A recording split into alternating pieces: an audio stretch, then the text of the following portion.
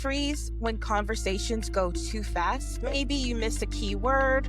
Maybe you try to keep up, but you just keep nodding your head like you fully understand. If you do that, you are not alone. And this video will show you that you don't have to keep struggling.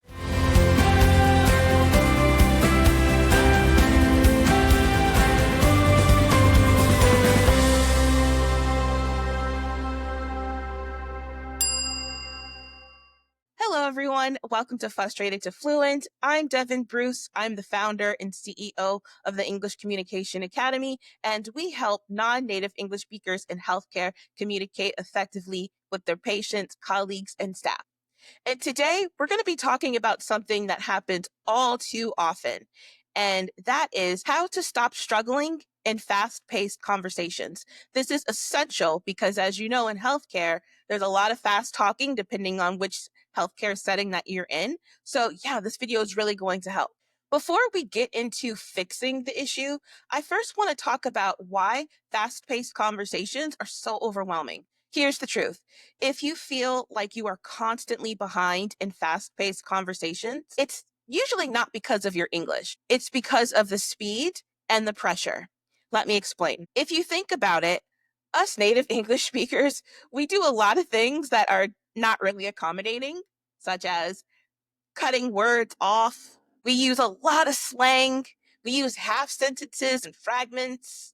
And those things tend to overlap each other. So we could use 3 or 4 expressions in the same sentence. And for us, that's just natural speech. We can also jump topics very, very quickly. And then on top of all of that, we use our voice for clarity. So you could be thinking it's one thing, but our voice is conveying another thing. And then when you add healthcare on top of all of this, you add stress, urgency, plus medical jargon. And then all of a sudden, boom, the conversation is going twice as fast. But here's something that most people don't realize. Us native English speakers, we miss things too when they speak a little too fast. But the difference is we don't freeze or panic when that happens. What we do is we just say something like, hold on, can you wait a second? Can you repeat that? We just naturally fix the issue of someone speaking too fast. So I just want to let you know, especially if you're fluent in English and you use it every day, fluency in this case is not really the issue. It's just the strategies that you've been taught on how to handle these moments. Okay, so if you are in a conversation and it's going way too fast, this is what not to do. And this is something that I see over and over and over again. First off, don't nod along pretending that you understand, especially if you understand like half of the conversation and you're hoping that the missing pieces will make sense later on. You don't want to do that, especially in healthcare, because you could be missing critical information. Another thing that people do is that they freeze. They don't speak up.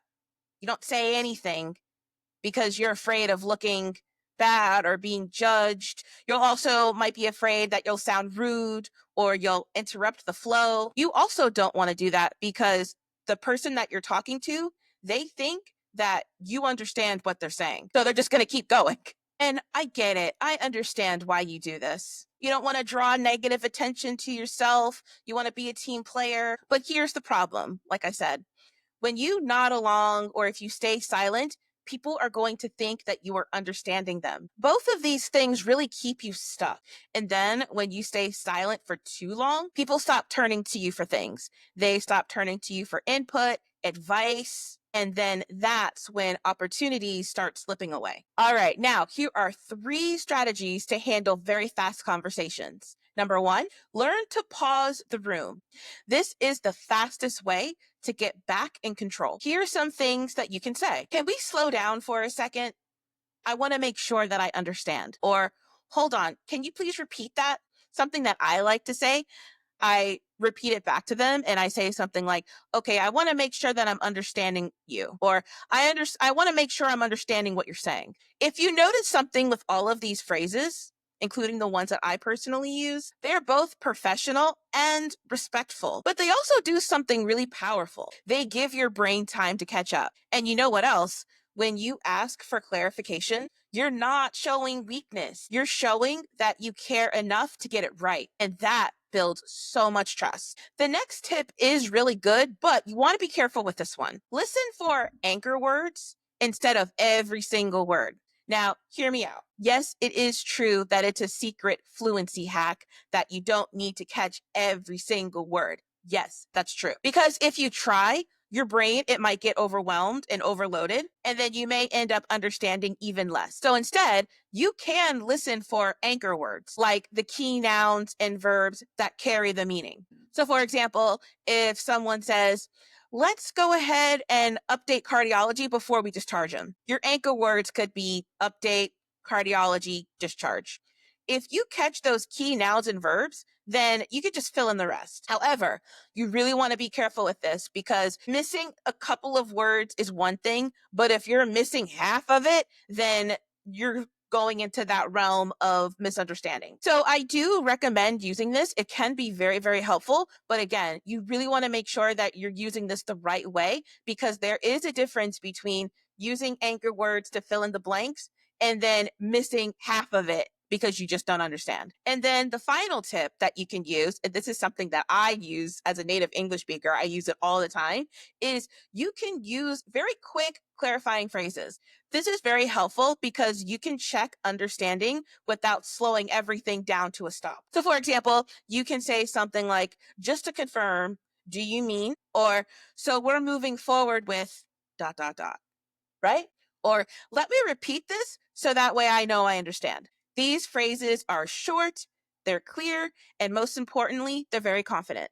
Repeating something back to the person that you're speaking to, it doesn't mean that you're looking unsure. It's actually the exact opposite. It makes you look thorough. It makes you look competent. And in healthcare, that is exactly what people want. Now, here's the thing that I want you to understand about fast-paced conversations. As much as this stinks to say, fast-paced conversations are not going anywhere. There will always be that rushed meeting, the busy nurse's station, or that chaotic moment in the ER. So the goal isn't to magically slow everyone else down all the time. The goal is to stop panicking when this shows up because that panic, that's what actually shuts down your fluency. Confidence, it doesn't mean that you understand every single word in real time. Confidence really means that you know what to do when you don't.